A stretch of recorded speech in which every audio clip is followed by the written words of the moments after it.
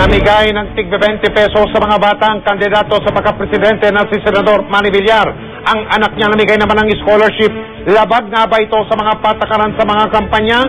Yan ang tinututukan ni Jamie Santos. Nagpalengke tour si Senador Manny Villar sa Batangas City kanina. Nakipagkamay at nakipagpicturan. Kinantahan ng mga batang senador ng kanyang sikat na jingle.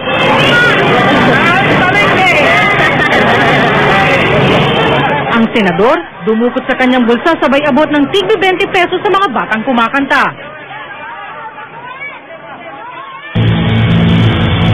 Kagabi, tinanghal ang isang rock concert na inorganisa ng anak at mga kaibigan ng senador.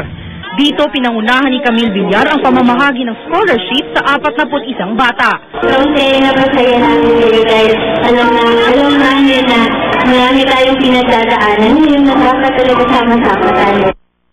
Sa ilalim ng Omnibus Election Code, nakasaad na may tuturing na vote buying ang pamimigay, pag-alok o pagpangako ng pera o anumang bagay na may halaga para himukin ng sino man na bumoto o wag iboto ang isang kandidato. Pero katwiran ng senador, matagal na daw nilang napangakuan ng mga batang iyon. Doon lang daw nila itinamahagi sa bata ang mga certificate. Kawawa naman yung mga bata kung sila uuwi na walang scholarship. Yung kagabi yun yung certificate na. Kaya matagal na yan bago pa mag-filing ang candidacy.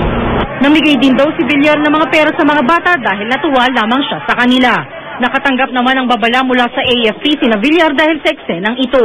Sa loob ng Camp Aguinaldo, itinaas kahapon ni Villar ang kamay ni Colonel Ariel Quirubin na kasama sa senatorial ticket ng Nationalista Party.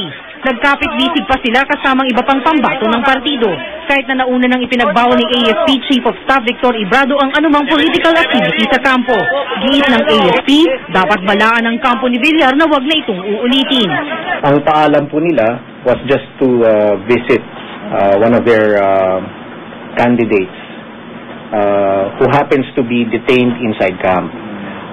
Wala naman pong wala po sa usapan namin na mangangampanya sila. Sabi naman ni Villar, di raw sila nangangampanya. Wala nga raw tao doon maliban sa ilang sundalo at miyembro ng media na nagpo-cover doon. Hindi naman yung tiwok. Kami ay naglakad lang. Kaya lang, united kami. Kaya yun yung tiwok. Naglakad ng united. Kaya malaking kalokohan naman ang kampanya yun. Siyempre, kung kami magkakampanya, doon kami sa mas maraming tao. Jamie Santos, nakatutok, 24 oras.